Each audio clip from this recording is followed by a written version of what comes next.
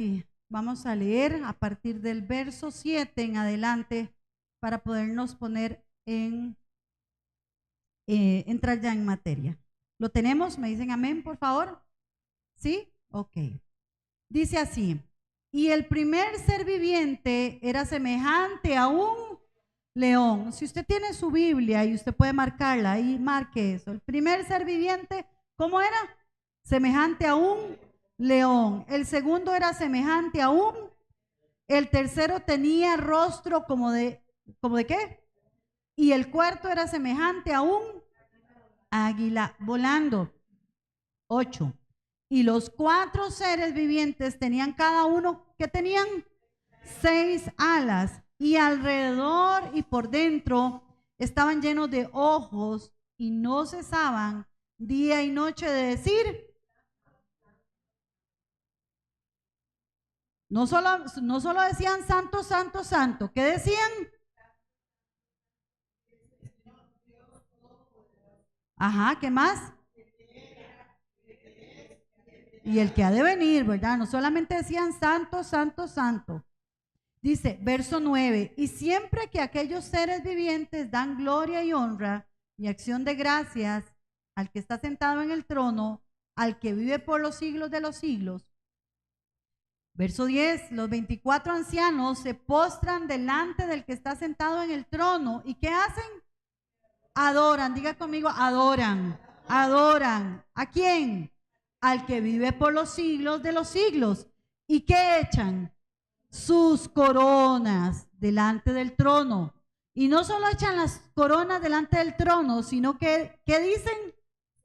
Señor, dígalo, digno eres de recibir la gloria y la honra y el poder, porque tú creaste todas las cosas y por tu voluntad existen y fueron creadas. Estos 4 versículos, hermanos, son, bueno, todo el capítulo 4 es toda una enseñanza, hermanos, de lo que se vive en el cielo a diario, hermanos, ¿verdad? A diario. Y, hermanos, de cómo debe ser la verdadera adoración. Al principio cantábamos un canto que es muy viejito, que hay mucha gente que dice ahora que se ha dejado de cantar cantitos viejos, ¿verdad? Cuando yo tenía, no sé, unos 25 años, por ahí, los cantitos viejos eran los cantitos, ¿se acuerdan? Alabaré, alabaré, alabaré, alabaré, ¿verdad? Esos eran los cantitos viejos, ¿verdad? O yo me gozo lunes, yo me gozo martes, yo me gozo miércoles, ¿se acuerdan de esos cantos? ¿Sí? Ok. Esos eran en esa época los cantitos viejos. Ahora, yo ahora con 40 y ya no me acuerdo cuántos, 40 y todos, los cantitos viejos son aquellos de palabra en acción, ¿verdad? Yo no sé si Ronita se acuerda o Jessy se acuerda. No, vamos a actualizar un poquillo a Jessy con esos cantos, pero sí los ha oído, ¿verdad? En algún momento. Ok. Por ejemplo, ese a mí, ese canto que entonábamos al principio, yo solo quiero estar donde tú estás, ¿verdad? Viviendo a diario, ¿dónde dice? En tu presencia. ¿Qué dice más?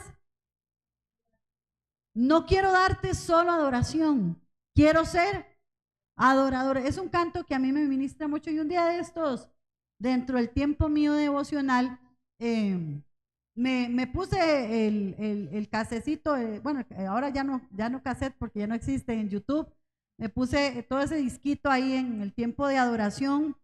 Hay otro canto que dice, bendito sea el Señor Dios. Hermanos, y yo nada más levantaba las manos, ¿quién fue? ¿Quién es? Y el Señor me ministraba. Son cantos que vamos a tener que volverlos a retomar, porque ahora sí ya son cantitos viejos de mi época, ¿verdad? Pero hermanos, ¿y por qué voy a esto, hermanos? Antes de entrar directamente al tema, porque muchas veces si usted le hace teología, dice el pastor, a los cantos que cantamos actualmente, muchos tienen que ver más con nosotros que a quién se adora, ¿verdad? Como explicaba mi esposo en el curso de los sábados sobre la fe, ¿verdad? ¿Se acuerdan de la fe? Y se acuerdan de aquel versículo que dice, si tuvieras fe como un grano de mostaza, ¿verdad? Y entonces la gente empieza a hablar de que cuánta fe, poca fe, mucha fe. Realmente no importa la cantidad de fe, sino en quién está depositada nuestra fe, ¿verdad? Y cómo ahora yo lo elevo eso a la adoración, ¿verdad? Y así, eso es un verso que sirve para hacerle una buena exégesis, ¿verdad? Hoy en la mañana hablábamos de eso y me decían mis hijas, mamá, pero hay un montón de versículos para hacerles exégesis. Toda la Biblia, hermanos, toda la Biblia es buena y para los que tal vez no saben de qué estamos hablando dentro de los sábados y todavía si usted no ha venido, no ha podido venir, véngase, no importa, véngase, todavía no hemos cerrado matrícula, amor. Nombres, esto, vea, hasta el pastor que tiene no sé cuántos años está ahí matriculado y está aprendiendo, ¿verdad que sí, pastor? Claro que sí, la pastora está aprendiendo, ¿verdad?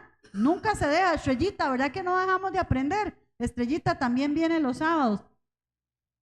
Venga los sábados, aprendamos. Y entonces estamos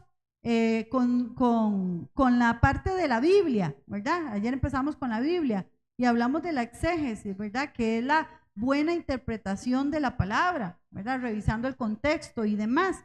Pero hermanos, que nosotros no seamos simplemente, hermanos, personas que cantemos cantitos de adoración, sino que seamos adoradores. ¿Se acuerdan un canto muy viejo de Marcos Witt? Que había un hermano aquí que lo cantaba hasta que ya lo rayó el disco. Yo quiero ser un adorador. Oh, solo esa cantaba. De un especial y solo esa cantaba. Yo quiero ser un adorador. Me acuerdo todavía, estando allá de aquel lado del púlpito. Que nosotros no solamente, hermanos, demos adoración, seamos adoradores. Él quiere de nosotros que seamos verdaderos adoradores. Y lo vamos a ver más adelante, porque Jesús se lo dice a la samaritana. ¿Qué le dice? Ustedes adoran, pero adoran, ¿sí o no? Ay, yo adoro, hermana. Yo levanto manos, yo lloro, yo me humillo delante del Señor. Yo adoro, hermana. Pero ¿qué le dice Jesús a la samaritana? Ustedes adoran. ¿Pero qué pasa? ¿Sabe? Dígale al que está a su lado. ¿Sabe usted a quién adora? ¿Sabe usted a quién adora? Bueno. Versículo. Bueno, dice mi esposo que son 5. Sí, realmente son 5. Sí. Dice así, verso 7. Ahí estamos hablando, lo habíamos empezado en el verso 6, ¿verdad? ¿Se acuerdan de que habíamos quedado de que delante del trono había como un mar de vidrio semejante a qué? Al cristal, ¿verdad? Y hablamos de qué podía significar ese mar de vidrio, ¿se acuerdan del lavacro, verdad? Era el lugar donde se lavaban los sacerdotes antes de ofrecer el sacrificio. Dice, y junto al trono y alrededor del trono, ¿qué habían? 4 seres, ¿qué? ¿Están conmigo? Sí, verso 6, 4 seres vivientes. Y aquí empieza Juan a describirnos estos 4 seres vivientes. Y vuelvo y retomo lo que les dije a partir del verso 1 del capítulo 4. Recordemos que Juan ya no está en la tierra. ¿A dónde está Juan? En el cielo. Y que Juan nos va a describir lo que él ve de una forma de que él la pueda acomodar a lo que nosotros podamos entender, ¿verdad? Ya hablamos de que cómo era la apariencia del que estaba sentado en el trono, ¿se acuerdan? Como jaspe y como qué, como cornalina, y que sobre el trono había qué, un arco iris, color qué, era como la esmeralda, ¿verdad? Entonces todo eso, hermanos, y aún aquí en estas descripciones tenemos, porque la gente, nosotros los seres humanos somos curiosos, ¿sí o no? Levántame la mano, ¿cuántos son curiosos? ¿Verdad? Y por ahí, de hecho somos tan curiosos que hay un dicho que dice, la curiosidad mató al gato, ¿verdad? Nosotros somos muy curiosos y hay gente que dice, uy, qué miedo, y vamos a ver esos seres vivientes y tan llenos de ojos, hermano, ¿cómo será eso? ¿Verdad? Qué raro. Y es más, usted puede poner ahí en la GPT, ¿verdad? En el chat GPT o en la inteligencia artificial, y usted le pone a la inteligencia ese versículo bíblico y él le hace, y usted le dice, hágame una imagen y le va a hacer una imagen. Pero ni eso, hermanos, realmente describe o nos va a mostrar cómo eran realmente los seres vivientes, los 4 seres vivientes. De hecho, si ustedes ven ahí, eso se ve raro. Y hay gente, ¿verdad? Que agarran ¿cómo se llaman? Las descripciones de los ángeles. Creo que es no sé si es en Isaías, no sé, ¿verdad? Y entonces lo hace la imagen y se ve una cosa pero espantosa, ¿verdad? Normalmente nosotros el concepto del ángel, ¿cómo es? ¿Cómo creemos que son los ángeles? ¿Ah? Y hermosos, ¿verdad? Es que no es como cualquier ser humano, ¿verdad? Son seres, ¿verdad? Tienen apariencia humana, ¿verdad? Pero recordemos que los ángeles no son ni hombres ni mujeres. Ellos no tienen sexualidad, ¿verdad? Entonces eso también, bueno, ¿qué rasgos tienen realmente? Porque normalmente, ¿verdad? O se acuerdan los ángeles de allá de la era medieval. ¿Ustedes se acuerdan o han visto pinturas de la era medieval? ¿Cómo se ven los angelitos? Todos gorditos, ¿verdad? Y chinguitos, ¿verdad? Todos así, ¿verdad? Pero realmente los ángeles son así, ¿verdad? Sigue el hombre explorando su curiosidad, pero bueno, dice aquí que habían 4 seres vivientes. Dice, y lo vamos a ver, esta comparación en Ezequiel. Vámonos a Ezequiel capítulo 1, verso 4 al 14. Ezequiel capítulo 1, verso 4 al 14. Dice que estaban llenos ¿de qué? De ojos, de ojos. Recordemos también, es válido recordar que Apocalipsis tiene bastantes referencias del Antiguo Testamento, básicamente de libros proféticos como Daniel, como Ezequiel, como Isaías, ¿ok? Capítulo 1 de Ezequiel, verso 4. Leo para ustedes. ¿Lo tenemos? Dice, y miré y he aquí venía del norte un viento tempestuoso y una gran nube con un fuego envolvente, y alrededor de él, ¿qué había? Un resplandor, y en medio del fuego algo que parecía como bronce refulgente, y en medio de ello la figura de ¿qué?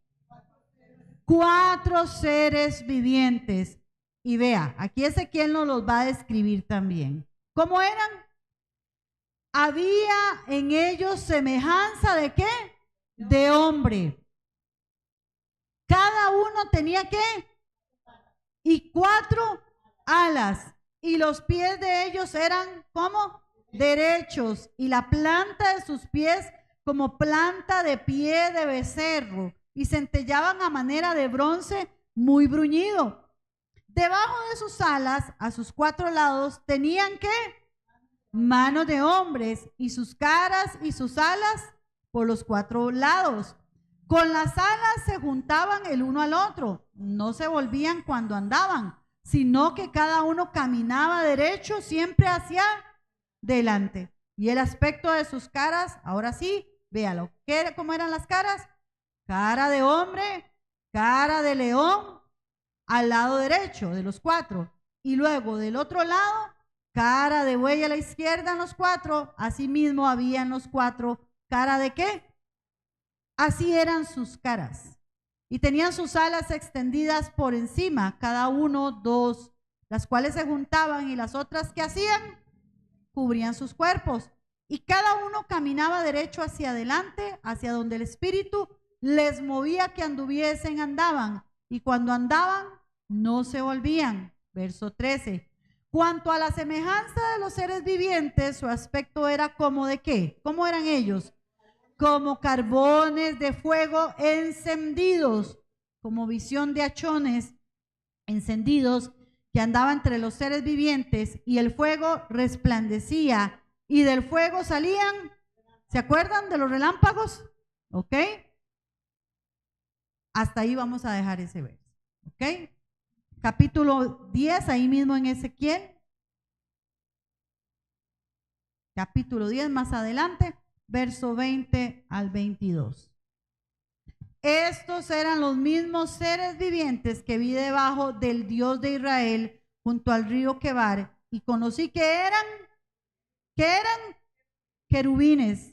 Cada uno tenía 4 caras y cada uno tenía 4 alas y figuras de manos de hombre debajo de sus alas, y la semejanza de sus rostros era de los rostros que vi junto al río Quebar, su misma apariencia y su ser, cada uno caminaba derecho hacia delante.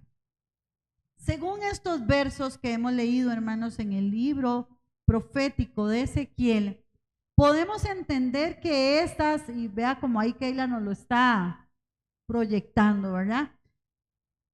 Podemos entender que estas criaturas son querubines, según lo que nos está diciendo Ezequiel, ¿sí o no?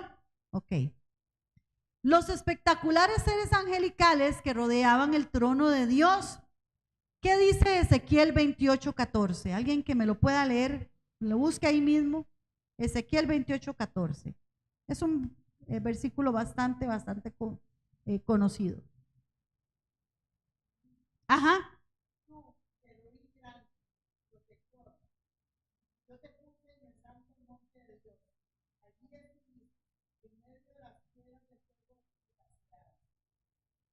¿De quién está refiriéndose ese versículo? ¿De quién? Ok. Entonces, estos 4 seres vivientes o estos seres vivientes de los que nos habla Ezequiel, hermanos, nos dice que eran querubines. ¿Y quién era también un querubín en el cielo? Satanás. Satanás fue una vez uno de estos sublimes seres angelicales, según Ezequiel 28:14. Ahora también, hermanos, recordemos, y vamos a Éxodo capítulo 25, verso 17 al 22. Éxodo 25, 17 al 22. Que la figura del querubín, hermanos, no era algo particularmente solo que se describe en el cielo, sino que también es un elemento que se toma en Éxodo. Éxodo capítulo 25, verso 17 al 22. ¿Lo tenemos? Dice, y harás un propiciatorio de oro fino, cuya longitud será de 2 codos y medio y su anchura de codo y medio. Y harás también, ¿qué? 2 querubines. ¿De qué? De oro, labrados a martillo. Los harás en los 2 extremos del propiciatorio. Harás pues un querubín en un extremo y un querubín en el otro extremo. De una pieza con el propiciatorio harás los querubines en sus 2 extremos, y los querubines extenderán por encima las alas, cubriendo con sus alas él. Entonces, ¿cuál era la posición de esos querubines? ¿Podría alguien decirme? Según lo que estamos leyendo. Ok, uno frente al otro. ¿Y qué tenían? Alas. ¿Y que con esas alas qué iban a hacer? Ok. Entonces, ¿cuál era la posición de sus querubines? Pero vea lo que dice. Sus rostros, ¿cómo van a estar? Uno frente al otro, mirando el propiciatorio, los rostros de los querubines. Y pondrás el propiciatorio encima del arca, y en el arca pondrás el testimonio que yo te daré.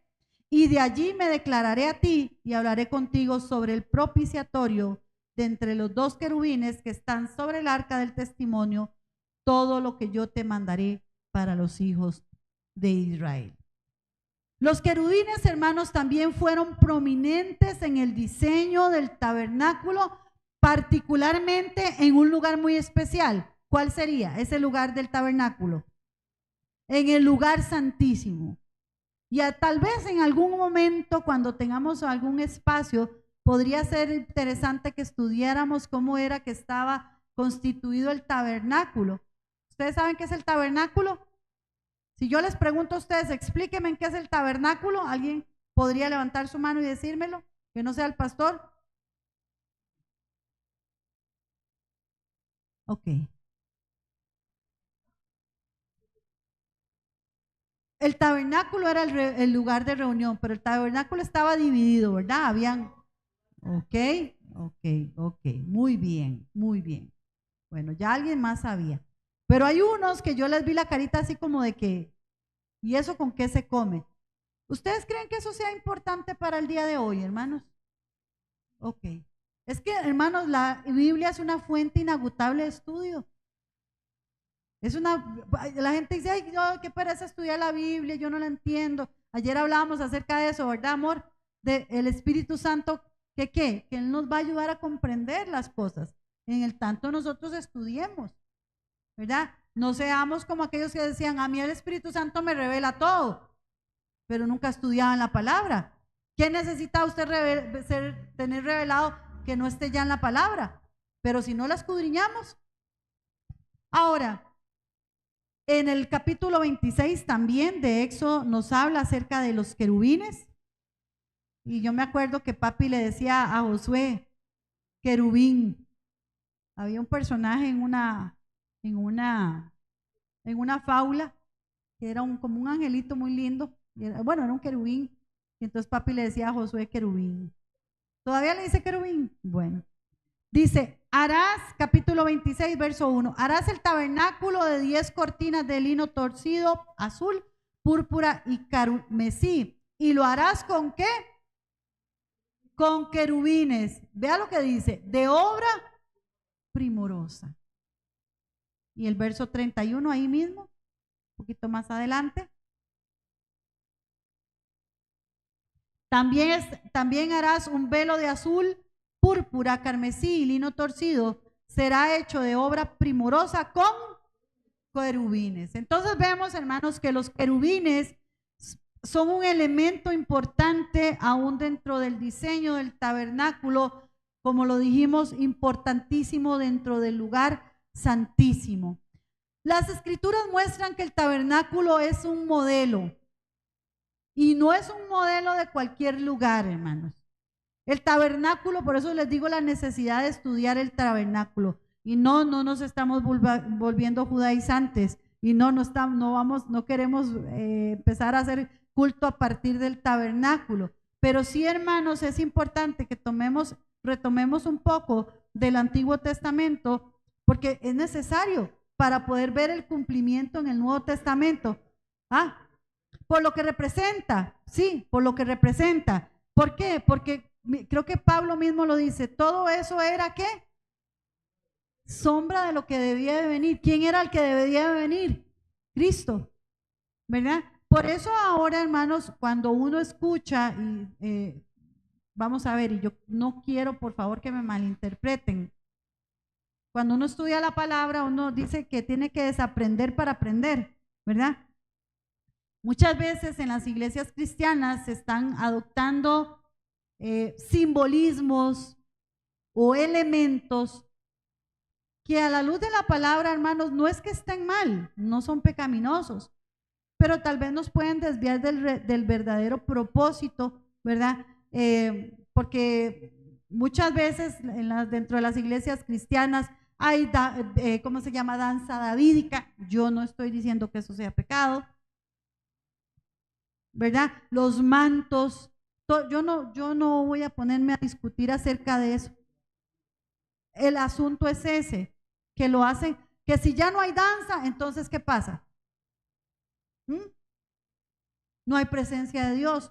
Demuéstreme con un versículo bíblico eso. Alguien le preguntaba a un pastor, ¿cómo se llamaban? De esta línea.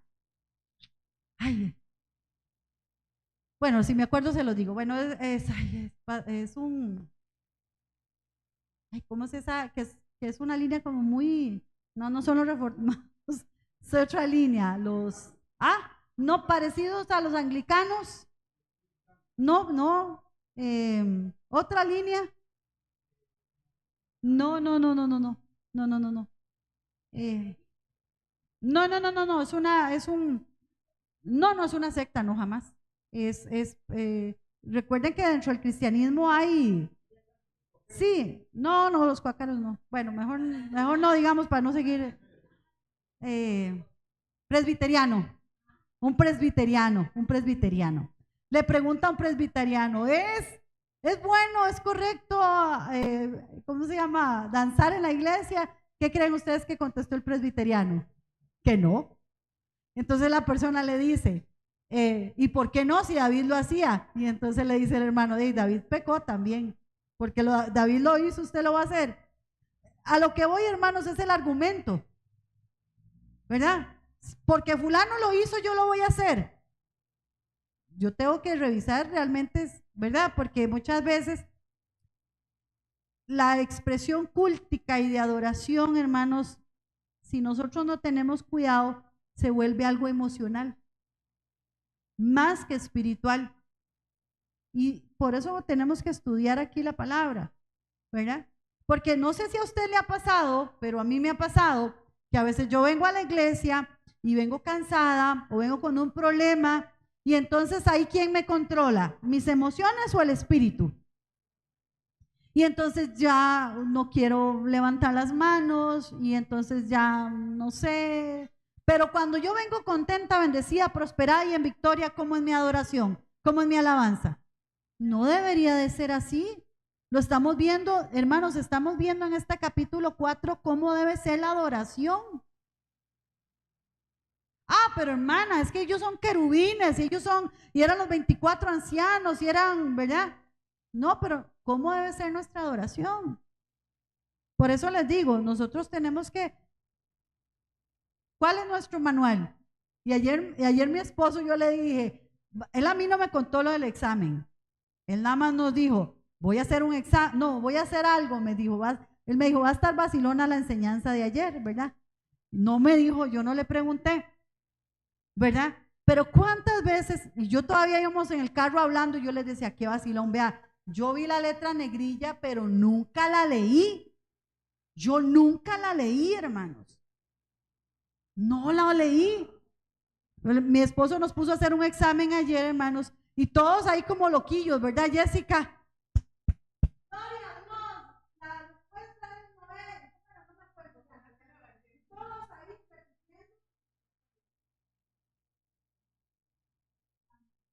Para te dice el pastor, no, usted tiene garantía todavía, ¿no?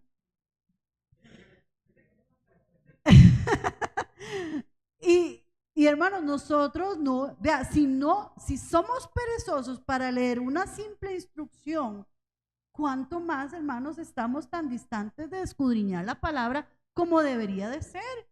Y todos haciendo todo el montón de carajadas, ¿verdad? Para que al final, hermanos, el examen se iba a aprobar no haciendo nada. ¿Y cuántas veces nosotros estamos dentro de la iglesia haciendo un montón de cosas que la palabra no respalda o porque las hemos leído mal o solamente las hemos ojeado y empezamos a adoptar cosas que no están bien? O sea, no son pecaminosas en sí, pero nos pueden a veces distraer del propósito y del plan, ¿verdad? Y cuando uno empieza a ver gente con mantos y con, ay, ya vamos a repellar todo esto con banderas de Israel y no sé qué y no sé cuánto, hermanos, no.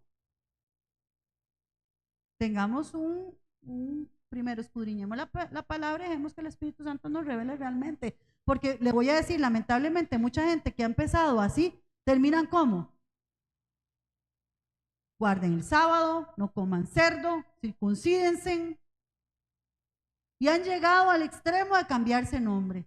Ya no me llamen Carla, y ahora llámeme Sara, o llámeme, no sé, Ruth o Esther. ¿Quién dice, hermanos? Dice la palabra que en Abraham benditas serán, ¿qué? Todas las naciones. Todas las naciones. No me voy a desviar, sigo adelante. Vamos. Las escrituras muestran que el tabernáculo es un modelo del trono de Dios en alguna forma, en alguna manera. Y vamos ahí a Éxodo 25, creo que ya lo habíamos leído, pero vamos a retomarlo. Éxodo 25, verso 8 y 9. y harán un santuario para mí. ¿Qué dice? Y habitaré en medio de ellos. Verso 9. Conforme a todo lo que yo te muestre, el diseño de quién, o de qué, perdón, del tabernáculo y el diseño de todos sus utensilios, así lo haréis. ¿Por qué el tabernáculo, hermanos, puede ser un modelo del trono de Dios? ¿Por qué? ¿Qué dijo Dios que iba a hacer ahí en el tabernáculo? Él iba a habitar ahí, hermanos.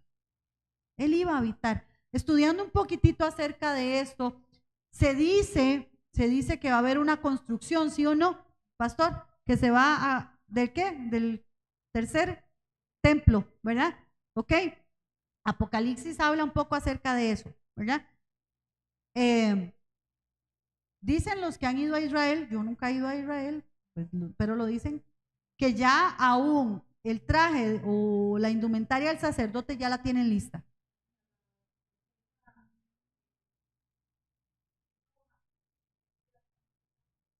Vea, Mari, y hay que estudiar Levíticos para ver todo cómo eran los sacrificios de purificación. Era todo algo, bueno.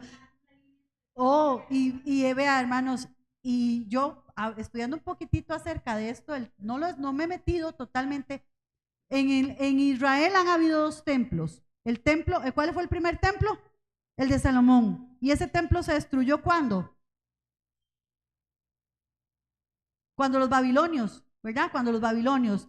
Luego llega Nehemías, ¿verdad? Y empiezan a reconstruir el segundo templo. Pero para allá ese segundo templo, si no estudié mal o si mi fuente no me engaña, ya para ese momento no había el arca.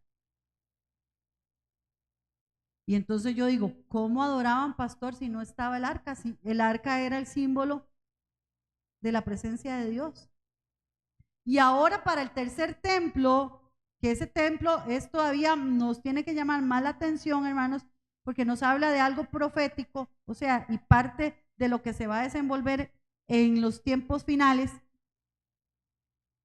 Ya tienen toda la indumentaria, pero igualmente no hay arca. Sigamos, ahí se los dejo.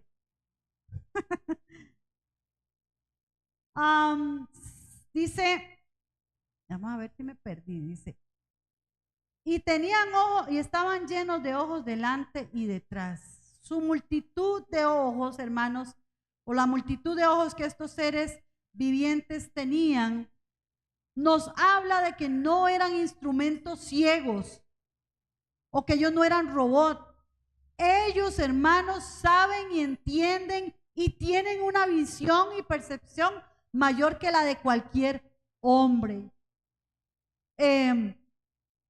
En la versión King James, para los que hablan en inglés, la palabra como lo describe es que eran bestias. No, ellos no son bestias, pero la traducción la marca de esa forma.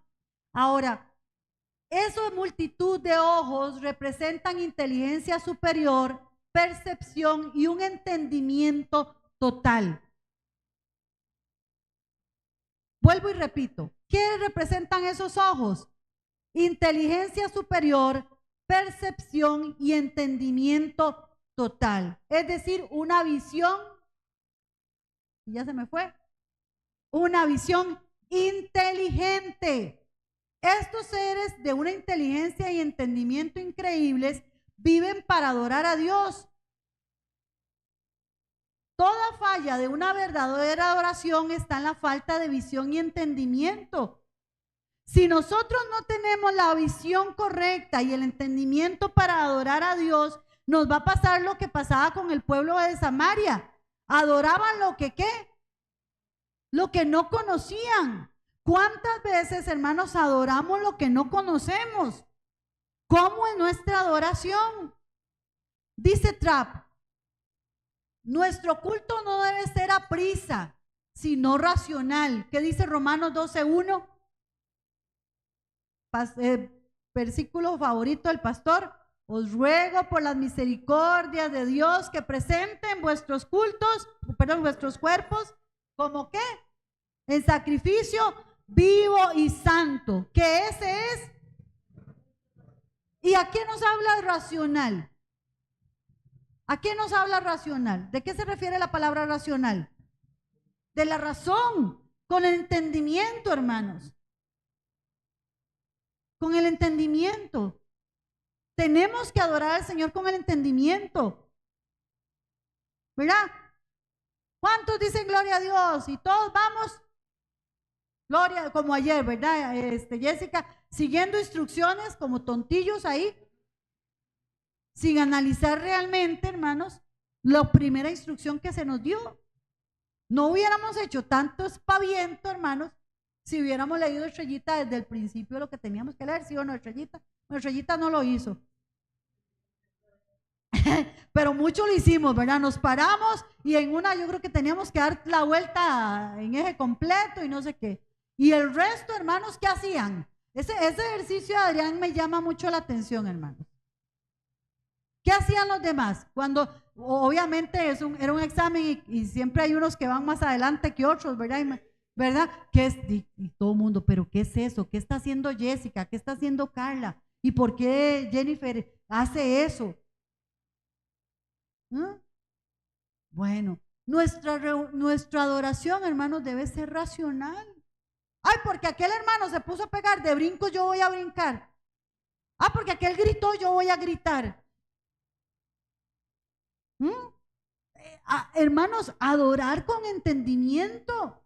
Eso nos habla de, ay, qué miedo, hermana, ese montón de ojos. No, hermanos, recordemos que es simbolismo y nos está hablando de algo. Y si el Señor permitió que Juan escribiera esto, es porque la iglesia necesita, hermanos, retomar esto, adorar con el entendimiento.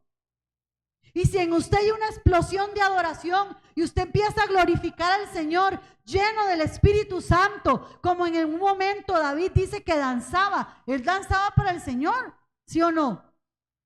Porque el Señor lo toma a él. Pero no quiere decir que todos vamos a hacer lo que hizo David, ¿sí o no? ¿O sí? ¿Qué creerían ustedes? ¿Ah? ¿Verdad? Vamos a hacer todo lo que hizo David porque David lo hizo. Porque dice que llegó un momento en que David, ¿verdad? Era tanto. Y David estaba en el espíritu, ¿sí o no? ¿O estaba en la carne? En el espíritu.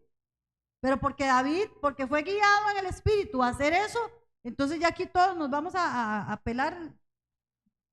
Ah, no. No. Es una adoración, hermanos. Es una adoración. Ahora, yo no estoy diciéndole que usted se vuelva racional al punto de que usted todo tenga que tener una explicación.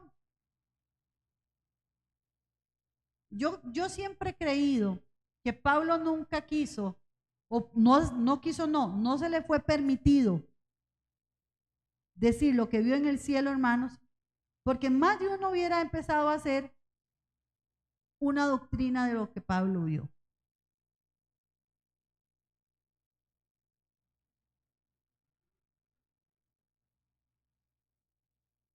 Por eso, y si lo hubiera hecho, hubiera sido peor. Pero la gente todavía lo hace. Y escriben libros acerca de ir al cielo y de ir al infierno y todo lo que vieron y que hicieron. Y recordemos que la palabra dice que todo lo que hagamos sea para quién. Para gloria del Señor. Eso glorifica al Señor. Decir que vieron a Michael Jackson en el infierno. De cada uno tendrá la consecuencia de su decisión aquí en la tierra. Y eso no es un secreto para nadie, ¿o sí? El hecho de que alguien vea, no sé, a algún personaje conocido en el infierno, ¿usted cree que eso va a llevar a la gente a arrepentirse? Y es más, vemos aquí la descripción del cielo, ¿sí o no? ¿Sí o no? Y aún así hay gente que puede leer eso y no quiero ir ahí.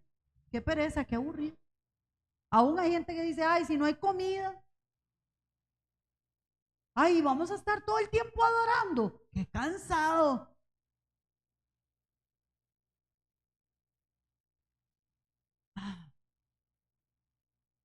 Dios odia el sacrificio ciego, es decir, cuando los hombres adoran sin saber que adoran ni por qué lo adoran.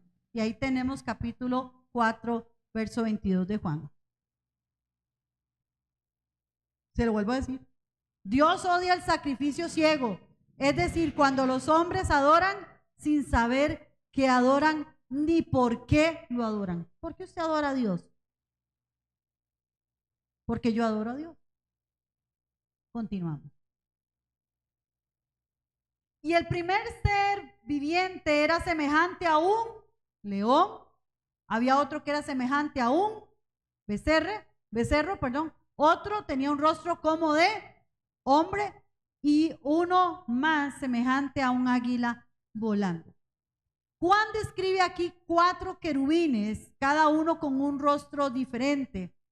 Y si lo vemos en la comparación de Ezequiel, más bien en lo que describe Ezequiel, no sé si ustedes lo notaron, era un poco diferente, ¿sí o no? Porque aquí nos habla de 4 seres vivientes o de 4 querubines. Pero en la descripción de Ezequiel se nos dice que cada uno de los querubines tenía 4 rostros. No sé si lo leyeron, y si no, vaya a leerlo otra vez. Y en ese momento podría decir, hermanos, que es que Juan ve cada uno de los 4 rostros diferentes, o que estos 4 rostros diferentes apuntan a su dirección. El significado de estos 4 rostros ha sido interpretado de muchas maneras. Recordemos, hermanos, que cuando se habla de Apocalipsis, y Keila me decía, mamá, yo lo que no entiendo es si el espíritu es el mismo, porque hay gente que tiene interpretación de un versículo de esta manera o interpretan de esta otra manera el versículo. Yo no sabría responderle. Si todos somos guiados por el mismo espíritu, ¿sí o no? ¿Verdad? Porque hay gente que tiene una interpretación diferente. Bueno, por ejemplo, pongámoslo así, lo de pretribulación, mi tribulación y postribulación, porque hay ese tipo de posiciones, y son siervos del Señor los que están dentro de esos tres posiciones. Entonces Keila nos decía, mamá, lo que yo no entiendo es si todos son guiados por el Espíritu Santo, porque hay diferentes interpretaciones de la palabra. No sé, pastor.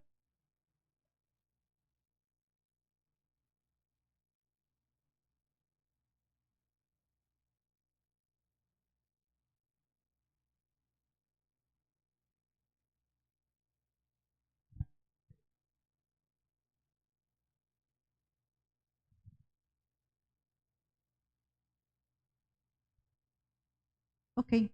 Yo le voy a ser más honesta, no le tengo la respuesta.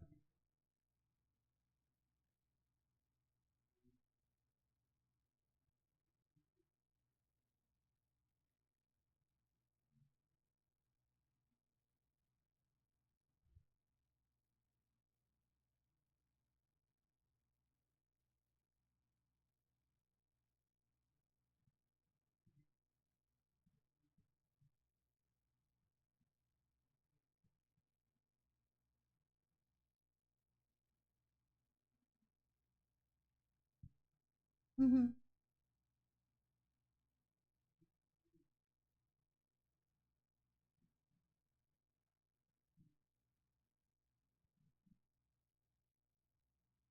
Sí, sí, yo, yo, yo voy por ese lado, o sea, no podría darle una respuesta. No podría, soy honesta y no puedo darle respuesta, pero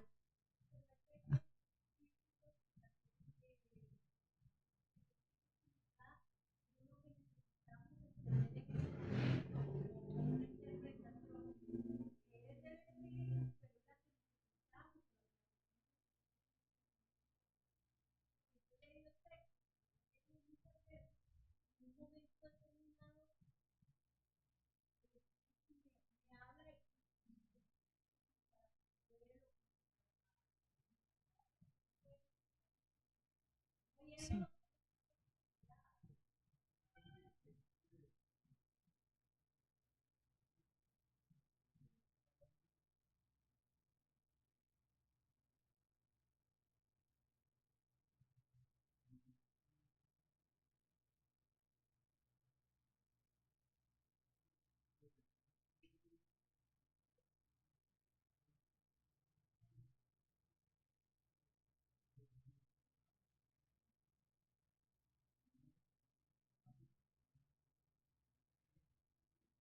Ujú.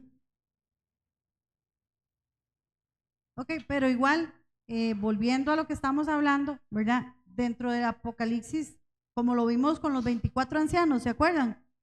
¿Verdad? Hay gente que dice que son 12 representantes del pueblo de Israel y 12 del pueblo gentil, ¿verdad? Entonces son posiciones, pero habrán otras posiciones, ¿verdad? Pero esa es la que nosotros respaldamos. Sí, sí.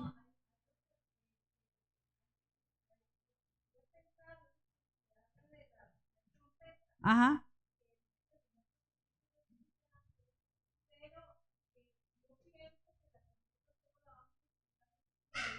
Ujú.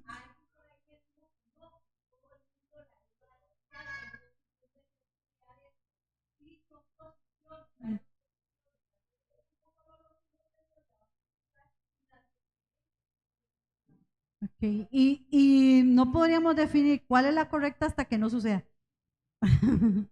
Ok. Con respecto a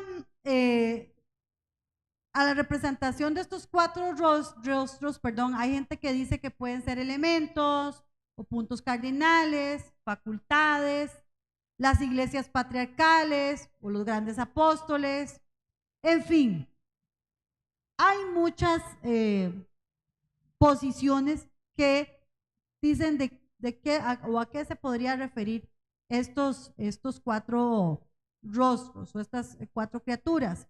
Ahora, algunos comentaristas dicen que estas cuatro criaturas, que ya leímos, ¿verdad? Que era uno como león, uno como becerro, uno como hombre y uno como águila, pueden representar también los cuatro grupos alrededor del tabernáculo del desierto, que pertenecían a las tribus de Israel. Y vamos rapidito a Números capítulo 2.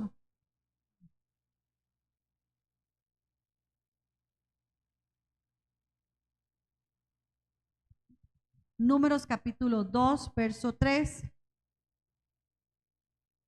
Dice así: estos acamparán al este, la bandera del campamento de Judá por sus ejércitos, y el jefe de los hijos de Judá, Naasón, hijo de Abinadab. ¿Ok? La de Judá. Capítulo 2, verso 10. Estamos hablando de las cuatro tribus como más, que eran las que rodeaban el tabernáculo. La bandera del campamento de Rubén estará al sur por sus ejércitos, y el jefe de los hijos de Rubén, Elisur, hijo de Sedeur. Capítulo 2, verso 18.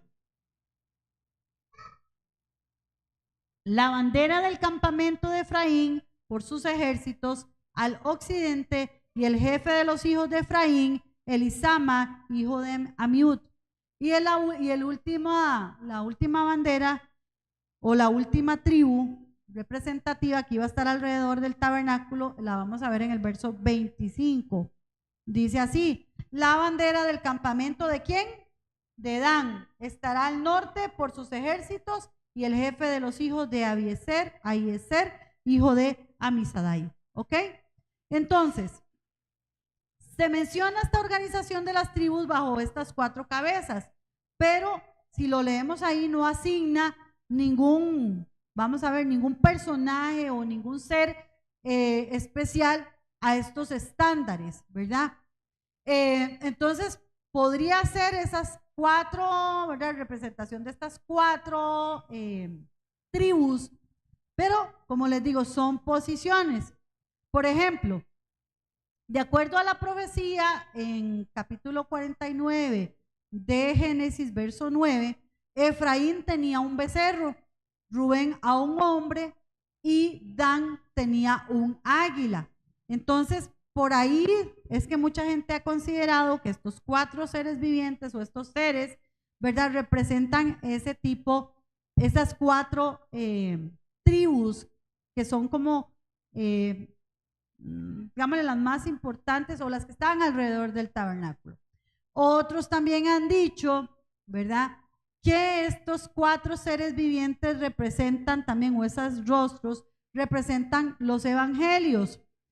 Ven a Mateo como el evangelio de León, ¿Por qué? Porque en Mateo se muestra a Jesús como el león de la tribu de Judá. Y eso es otra cosa que nosotros tenemos que estudiar. Los 4 evangelios, 3 son sinópticos. ¿Sí? ¿Ya se acuerdan cuando lo habíamos estudiado? ¿Que eran sinópticos, Jessy? ¿La hermana Lourdes se acuerda? Ok. Tenemos los 4 evangelios, Mateo, Marcos, Lucas y Juan. ¿Ok? Habían 3 que eran sinópticos. ¿Qué eran sinópticos? Que eran muy parecidos, ¿ok? Que visualmente eran muy parecidos. ¿Cuáles eran esos 3 evangelios? Mateo, Marcos y Lucas. Si usted lee Mateo, Marcos y Lucas, las descripciones o los milagros o lo que se desarrolla ahí es muy parecido, pero Juan es diferente, ¿ok? Entonces, para unos dicen que Mateo es el que representa al león. ¿Por qué? Porque se ve a Jesús como un rey soberano, el león de la tribu de Judá. Ahora, Mateo, que es un evangelio, ¿para quién estaba escrito? ¿O cuál era el destinatario? Para los judíos. Para los judíos. Marcos. ¿Qué Marcos muestra? Muestra a Jesús como el siervo humilde y obrero incansable. El becerro. ¿Ok? Marcos, ¿para quién estaba? ¿Cuál era el destinatario en Marcos? ¿Se acuerdan? ¿Se acuerdan? ¿No se acuerdan? No. No, los judíos eran para Mateo. Marcos, Keila, ¿se acuerda? Bueno. Lucas muestra a Jesús como el hombre perfecto, el segundo Adán. Y Lucas representa al hombre. Lucas, el evangelio de Lucas, ¿para quién era? Para los griegos, para los gentiles. Y el evangelio de Juan, ¿qué representa? El águila. Muestra a Jesús como el Hijo Divino venido directamente del cielo. ¿Se acuerdan? ¿Cómo empieza Juan? Y en el principio, ¿ah? No, no. ¿Qué decía Juan 1:1? Ajá, ok. Y el verbo era Dios y el verbo era con Dios, ok. Y muestra a Jesús como el Hijo Divino venido directamente del cielo. Ahora, el Evangelio de Juan, ¿cuál era el destinatario? Es un evangelio universal, ok. Es universal, tanto para judíos como para gentiles. Como les digo, hermanos, esos 4 seres vivientes tienen diferentes representaciones, pero también podemos a partir de todas esas posibles representaciones, si hay algo que me acuerdo del pastor cuando él habla del nombre de él, ¿verdad? Cuando usted dice Carlos, Carlos, la C es ¿de qué? De Cristo, de Rey de Reyes. La A, la reina de las aves, ¿verdad? ¿Cuál más? R, ¿de qué? Ok, ¿verdad? El pastor lo habla así, pero bueno, de esos 4 seres, hermanos, el león es el más poderoso de todos los animales salvajes. El becerro es el más fuerte de los animales domésticos. El águila, como lo decía el pastor, es el rey de todas las aves. Y el hombre, ¿qué podemos decir del hombre? Es la creación máxima de Dios, ¿verdad? La creación máxima de Dios. Ahora, ¿qué nos puede decir según Clark sobre lo que hemos hablado? ¿Ok? Dice que estas criaturas pueden ser consideradas como representantes de toda la creación: el león, el becerro, el águila y el hombre. Y ya lo mencionamos. ¿Por qué? Ahora, estos querubines, recordemos que estos 4 seres vivientes que eran querubines, son calificados con todos los talentos necesarios para realizar sus deberes, pues son valientes como leones, sufridos como becerros, prudentes como hombres y magníficos al remontarse en las alturas como las águilas. Continuamos. Verso 8. Y los 4 seres vivientes que tenían 6 alas y alrededor y por dentro estaban llenos de ojos. Vuelve a resaltar el que estaban llenos de ojos. Pero yo quiero que vayamos a este punto. Dice, y no cesaban día y noche de decir, ¿qué decían? Santo, santo. No, hermanos, ¿cómo decían? Santo, santo, santo es el Señor Dios Todopoderoso, el que era, el que es y el que ha de venir.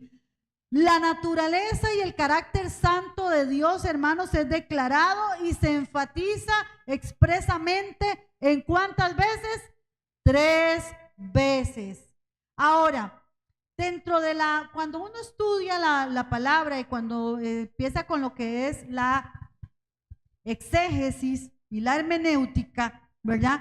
Uno tiene que empezar a leer, hermanos, o a estudiar lo que son los contextos. Y hay algo que se llama hebraísmo, que era algo que usaba mucho Jesús. Por ejemplo, si yo les digo a ustedes en algún dicho muy tico, yo les di un ejemplo a mi esposo y a mi familia, pero se me olvidó, un dicho muy tico. No, un dicho. No una frase. No, un dicho. No es una, no, hermano, no una palabra. No una palabra, un dicho. ¿Ustedes no usan dichos? No son palabras. ¿Cómo? A buen tiempo, ¿cómo es? A mal tiempo, buena cara. Sí, usted está como Chapulín y yo también. Ok, me pasa igual, Ronital. Ok, pero hay dichos muy ticos, ¿me entienden? Ese tal vez me lo pueda entender un colombiano, ¿verdad? Pero hay dichos que son muy ticos, que solo lo vamos a entender ¿quiénes? Nosotros. Yo les di a mi esposo y a mis hijas un ejemplo, pero se me olvidó, ¿verdad? Y si yo se lo digo a Jessica, Jessica lo va a entender. Si yo se lo digo a un colombiano, ¿verdad? A veces los colombianos o los extranjeros cuando vienen aquí uno le dice, tenga cuidado porque va a pasar el muerto, ¿verdad? Usted y yo entendemos que es el muerto, pero para un colombiano o para un mexicano, ¿qué es un muerto? De un muerto, y entonces dicen, ¿cómo? ¿A dónde vamos a pasar un muerto? ¿Ya? ¿Quién se murió? ¿A dónde lo mataron? ¿Qué pasó? ¿Verdad? Entonces, aún en la hora de estudiar la palabra, tenemos que entender que hay hebraísmos, y habían palabras y habían hebraísmos que Jesús decía que los que estaban alrededor de lo entendían, pero nosotros no lo vamos a entender porque no estábamos dentro de ese contexto hebraico, ¿verdad? O judío. Por ejemplo, ¿se acuerdan cuando Jesús les dice, de cierto les digo? ¿Por qué Jesús lo decía? ¿Por qué lo decía así? De cierto les digo. Ok, ¿por qué? ¿Por qué sabe usted eso, Chollita? Ah, pero digo, porque usted lo entiende, o sea, porque usted me da esa respuesta. Ah, ok, porque usted a alguien se lo enseñó, ¿sí o no? Pero los demás no lo saben, ¿por qué? ¿Por qué Jesús lo recalcó? Porque dentro de la cultura hebrea, la doble repetición le añade énfasis a algo, hermano. Aquí, normalmente nosotros no hablamos así, ¿o sí? Yo no les digo a ustedes, de cierto les digo, hermanos, ¿verdad que no? Lo normal o lo común es que nosotros solo le decimos algo a alguien y ya. Pero dentro de la cultura hebrea, hermanos, repetir algo era darle un énfasis. Ahora, mientras que la repetición triple, como lo vemos aquí, ¿qué dice? ¿Cómo dice?